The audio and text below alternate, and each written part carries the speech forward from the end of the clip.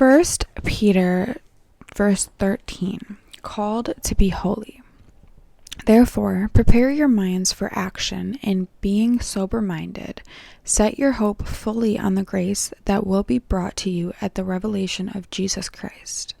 As obedient children, do not be conformed to the passions of your former ignorance, but as he who called you is holy, you also be holy in all your conduct, since it is written, "You shall be holy, for I am holy."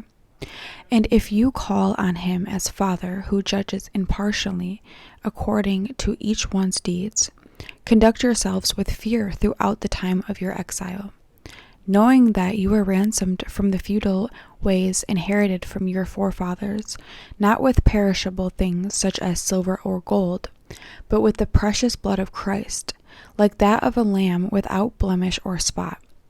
He was foreknown before the foundation of the world, but was made manifest in the last times for the sake of you, who through him are believers in God, who raised him from the dead and gave him glory, so that your faith and hope are in God.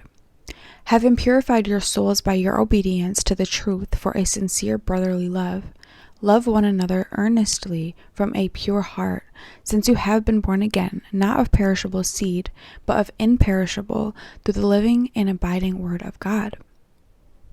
For all flesh is like grass, and all its glory like the flower of grass.